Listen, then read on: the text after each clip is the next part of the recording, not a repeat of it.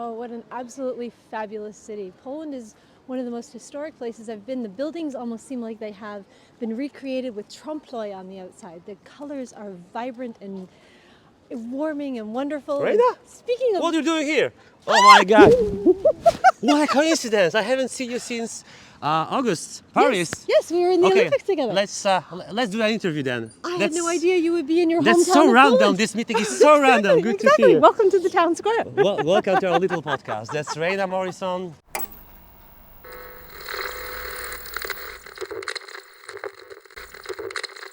Host, commentary monitor, creative artist, entrepreneur, and award winner of many titles. I would say. Many things. I have many blue and red ribbons, depending on what country you're in. That's it. So basically, what are you doing here?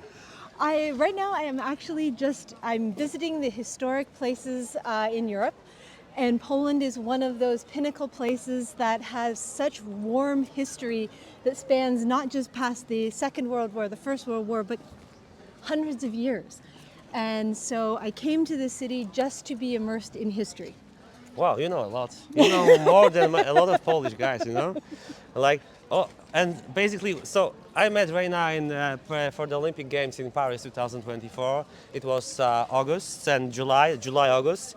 And since, I think you haven't been home since like July, August, July, yeah? yes. You live in Canada, Toronto or? Yes, so Canada is my home country. Toronto is where my father lives, so that is my home base. That is my anchor in the world to go home to see Dad and the family.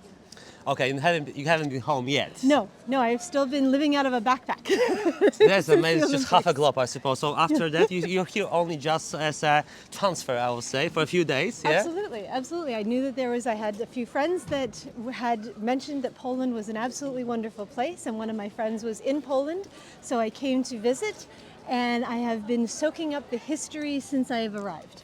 Amazing. So you go to right now Iceland and then just Canada? Yes, or? so I'm popping into Canada for 2 weeks to see Dad, have some family time, some family heart connection, and then I'm back on a plane and I'm off to more exploring of the globe. I'm so jealous. After recording, you have to tell me how to do that, how to manage all these things. Well, you flap your arms really, really fast. Wait a minute. I'll just try right now. Maybe later. Yeah. Off you go. Rayna, that's amazing. That's just encouraging. Just to be. I would love to be able just in a few years to do the same things as you. Just travel, and taste different cultures. Mm-hmm. So, can you tell us something about you? Like, how are you connected to the TV? What you're doing besides the TV job, and basically a bit of your background for the guys. Maybe they are interested about you. Oh, so the area code is Canada code is 141. My number will be at the end of the broadcast. Should you choose to ask me out for coffee, I would be happy to connect. And if you just order our products right now, you get a special discount. No, we're not selling anything yet. So the television world started for me. I'd always been fascinated by things that, like movies and being lost in reality that didn't exist. Okay. And so I had a paper route when I was a kid, and my first thing that I bought was a television. It was a little black and white TV, and it got one channel, and it was all fuzzy. And One channel? One channel. Okay. And I would sit there and I would watch it late at night when I was supposed to be sleeping, after I'd finished studying, or maybe before I finished studying. And I was just enraptured by the things that would come across the TV, that there were programs that I could just get immersed in and lost in. And that was my first diving into television. Okay. My dad was always a big TV watcher, so we would watch movies together, black and white movies. And it was just a connection with him to have this Sunday night, Saturday night TV movie night. And so that's how I first kind of became involved with TV, of loving it.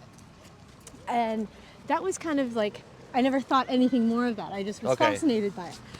My passion when I was a kid is I wanted to be a veterinarian. Absolutely. Veterinarian, okay. Veterinarian. Absolutely loved animals. Wanted to be a veterinarian, and I didn't just want to have a vet's office. I wanted to have a complex. I wanted to have the health component. I wanted to have the nutrition component, the training component, the grooming side, and have like this little like section of the world that would have all these things that people could come and have their animals looked after, groomed, trained, fed, nutritionally supported, and then also an education component where we'd have a classroom where we could bring people in and talk about how to care for your animals, or have a bereavement center where if you've lost your animal, how you can come and grieve for that animal and be supported by like-minded individuals who are also grieving. And so in order to do that, I needed to be able to communicate with people. And so I took a communications course. So while I was on the pathway to being a vet, I was also communications. And the opportunity came up to volunteer at a TV studio to get my credit. Okay. And so I walked into the TV studio, and within 30 minutes, one of the camera people had not shown up. So they said, we need a warm body. So they took me out and stuck me behind the camera, put these headsets on me and said, okay, we're going to talk you through this. Left, pan right, pan left, zoom in, zoom out, focus, you're good. We'll just talk you through it. And so I'm standing behind this camera going, this is so amazing. I am making TV. I am making what I used to watch. And from there, I kind of let the animal thing slide and followed the passion into making television. And within, several months, I was, working with the company, no longer volunteering. And I went from camera to audio to editing to directing and producing. And by the time I was finished with all of that, I was creating programs and being part of a whole network of systems. And that went from a small local station to a global career. Wow. Wow. It just kind So of basically you were lucky enough to connect your passion, as you said, with the ability to just earn money, because I think that sometimes it's easier to earn money doing something in the TV than just following your passion. Passion can be a passion until the end of your days, but Absolutely. you cannot earn any money of it. That's amazing. And just how have you not ended up, but just how have it happened that you just finished in the Paris Olympic Games 2024? Because I think for many of us, the being part of the International Olympic Committee crew is just like a cherry on the pie, Oh, People absolutely. are basically fighting for Absolutely. that, yeah? Well, I'd always thought, so part of my, animal world was competing in the horse, the equine circuit. So the hunters, the eventing, the dressage, the jumping. And I always thought I would go to the Olympics with the horses. And this was my way to go to the Olympics. Wow, that's an original approach. And produce the horses. Okay. And so it was an amazing segue. So still passion. Still horses, passion. equestrian, whatever, just TV and horses. Yeah, so animals, horses and dogs and television all kind of combined together in this one little episode of being able to bring the Olympics. So I was like, I'm going to the Olympics, I'm going to the Paris Olympics, and I get to sit in the broadcasting booth watching the horses. So it was similar, but not exactly as I had envisioned it, but it was a manifestation of a dream come true. Okay, but you haven't been treating mermaids yet. No. There's a mermaid. This is actually very, very cool. This is the pinnacle of this old Can you square. show the mermaid? Yeah. Take a look at the mermaid. This is that's absolutely interesting. beautiful. It's what the square is built around, and I don't quite understand why Poland has the symbol of the mermaid, but it does. So that's my next we'll talk on my... about that later. I'll give you the long story short. Okay, The Danish all right. also have it. The Danish think that the original is in Copenhagen. We say the original is in Warsaw. Sorry. Okay, all right. That's a segue for history buffs. Yeah. We'll get back to that. Yeah, thank you. Next episode, maybe, with Rayna. History with Rayna. History, we'll do. Okay, and just correct me if I'm wrong. In the Paris Olympic Games in Paris, you Yes. were HCM. Does it still stand for a host commentary monitor, or they changed it? No, as you far were as- HCM, yeah? HCM. So it's HCM, and that stands for Host Commentary Monitor. So HCM. Yeah. And So what did you do? Basically, my role would be to visually watch the programs as they were being aired live and listen to what the commentators were saying. So making sure that from a authentication perspective, were they saying the country's names correctly? Were they pronouncing the athletes' names correctly, the country's names correctly? What was all coming together? And then some of the new hosts that were talking about the sport. So we had breakdancing, we had surfing. The new one. Yeah. the newer programs that were coming out, the new sports that hadn't been launched yet, is those commentators were so used to speaking to an audience that was very specific to Yep. the sport. And so opening up their understanding of being able to share things like musicality in breakdancing. Well, what does that actually mean? So if you're not a break dancer, you don't know what that means. No, yeah. So making sure that they were able to explain that. So my role was basically quality control and ensuring that things that like nuanced terms were explained and expanded for the viewer who had never seen the sport or didn't understand.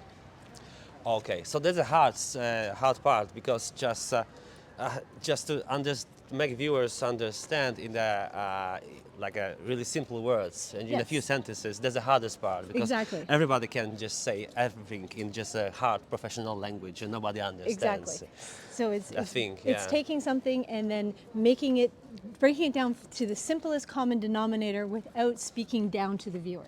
Okay, I got it. So basically, you were not on air. You were communicating with the guys who Yes. were on air. Exactly. And you have one commentator on your shift, or it was more than. Oh, it was an absolutely fascinating way of setting this structure up. So most of the time you think of a news program where you've got one person speaking to the camera and they're talking and they're reading their script.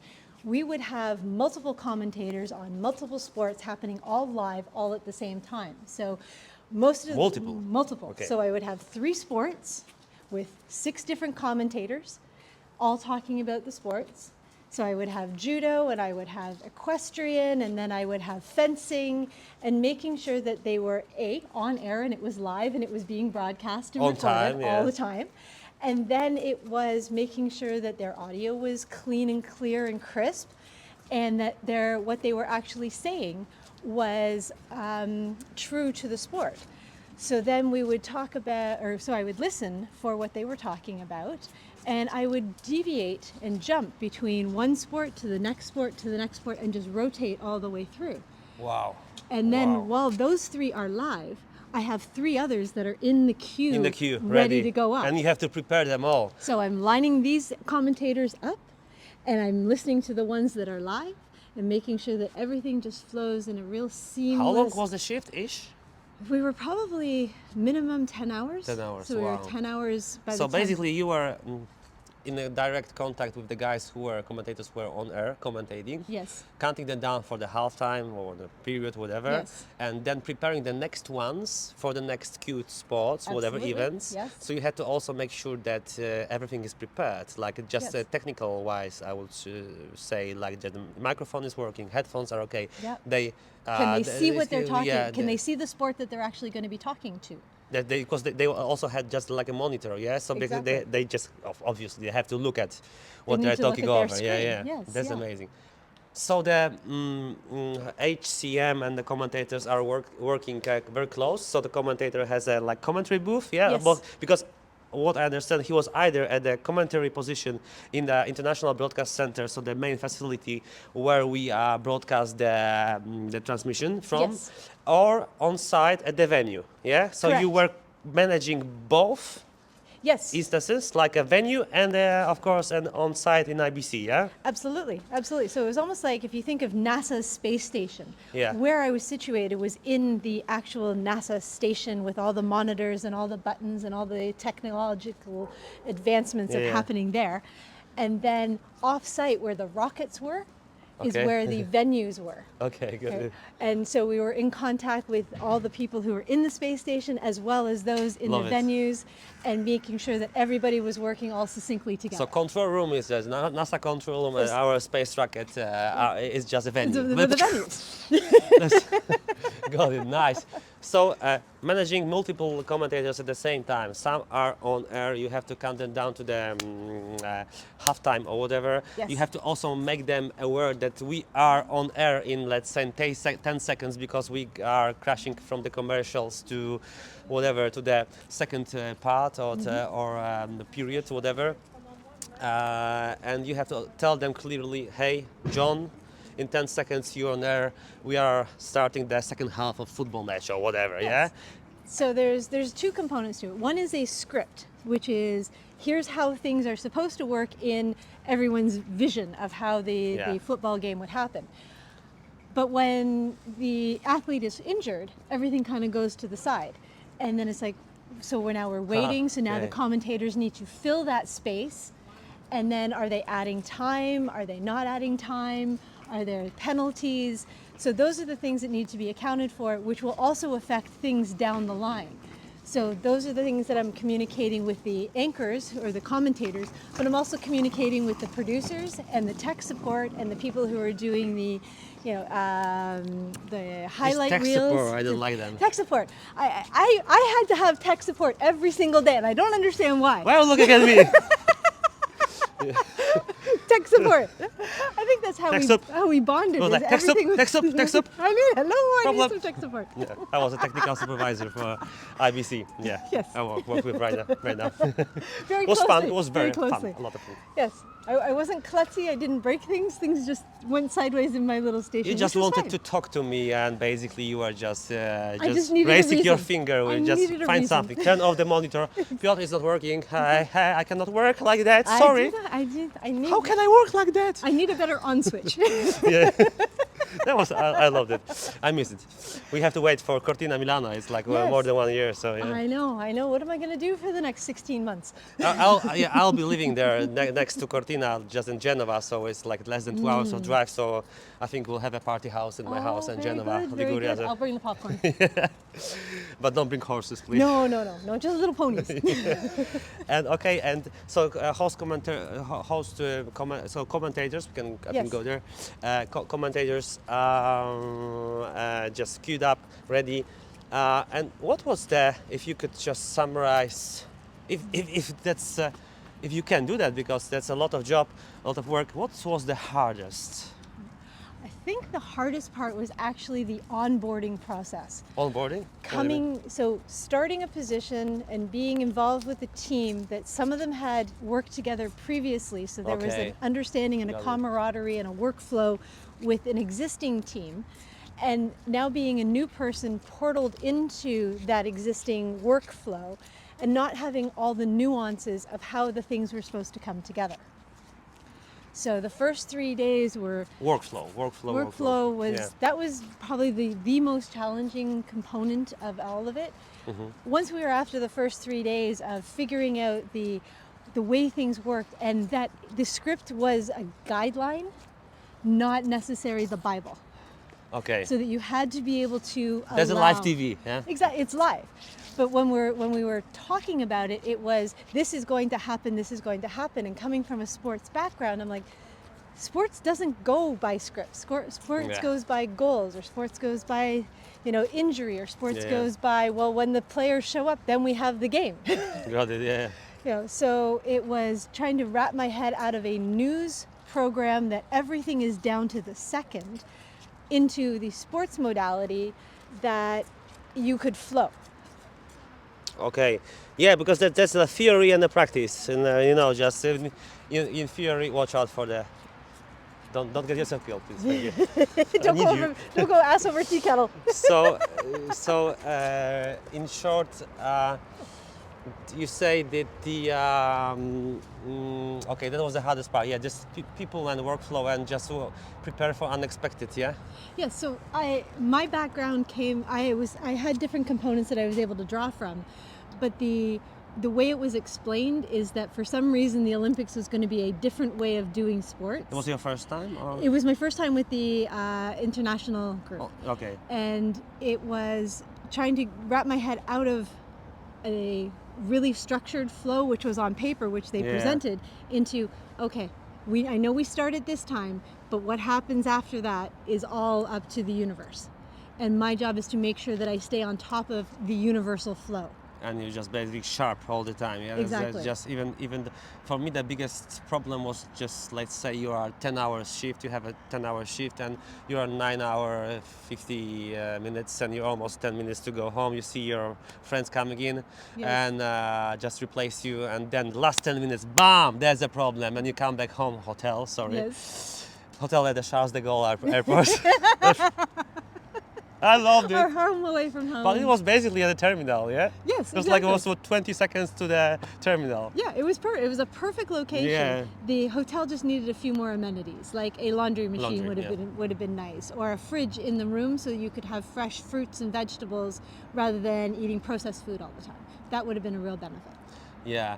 So as for me, just concentration for in OBS in the Olympic Committee is the focus on being focused all the time. That's the hardest part because the Yes. job is it's hard, but it's not like the hardest job ever. But being focused because you're not working for like 10,000 people in a local news service, just some town near Toronto or whatever. Yeah, Yes. it's just 500 million or a billion or 1 billion Well, like people. they say, the right? world is watching, Yeah. and the world truly is watching, which is really interesting. And if you just I'll just invite you for the last.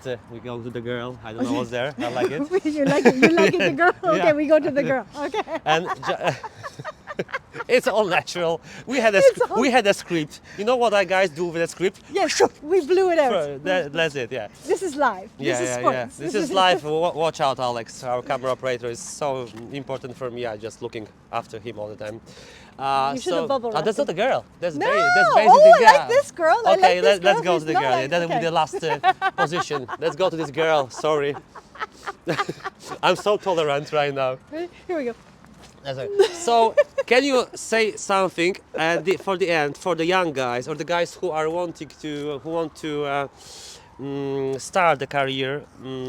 How can they bite it? How to start? The hardest part is to start. I think. Yeah. And The hardest part just is actually tips and tricks. Yeah. so know that it's going to be a lot of effort.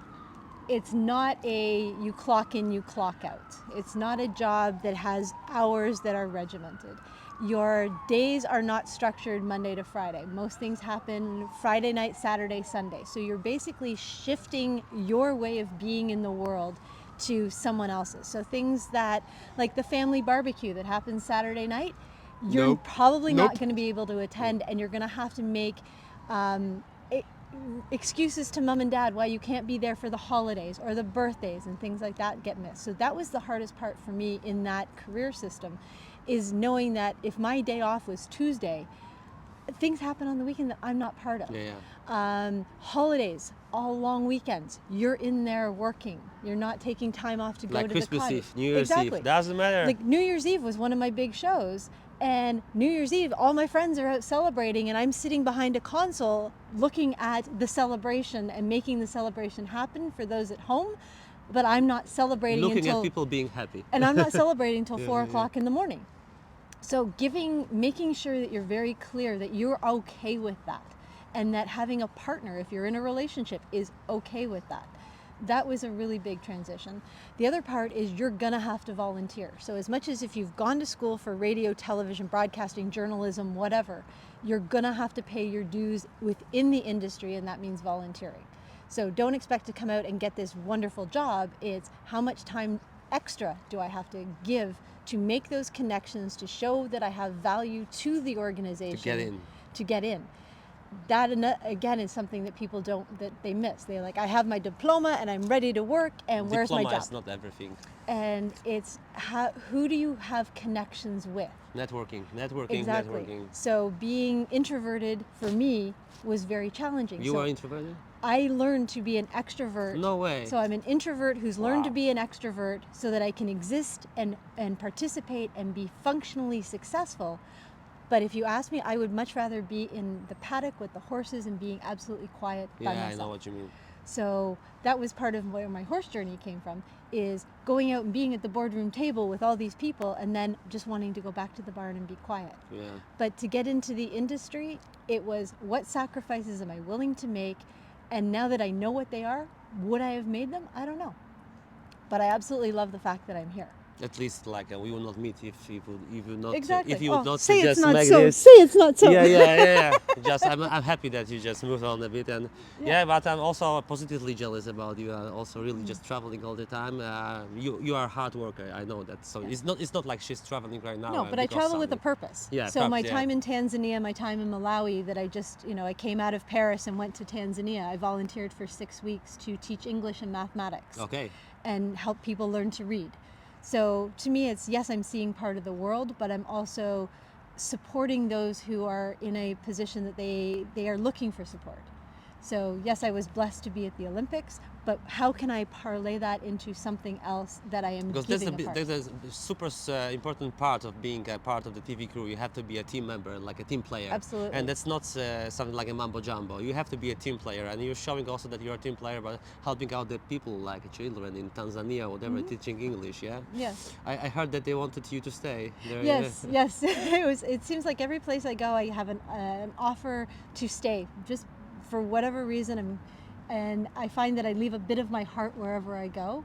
And that is very, very touching and very challenging. So when I was getting ready to get into the car to leave Tanzania, I had all these young children gathering around me. And it's heartwarming and heartbreaking all at the same time. Can you stay in Poland, please? Yes, but you're leaving. You're going to Italy, so I'll meet you there. Yeah, literally. Yeah. Rayna, it was just amazing conversation, really, and hopefully you guys are just getting something for yourself from this conversation. Thank you very much. So you are 2 more days in Poland, Two and more then days. Back to Canada. Yeah, I'm gonna go home, do some laundry. Get some shower in Niagara Falls. Exactly. Hunt some bears. Yes. Where do you think we live? No. Joking, of The course. polar bear coming through the backyard with the little penguins. Yeah, no, yeah. no, I'm Pole because I live in the North Pole. Yeah. Oh, so you're a little penguin. That's the same stereotype.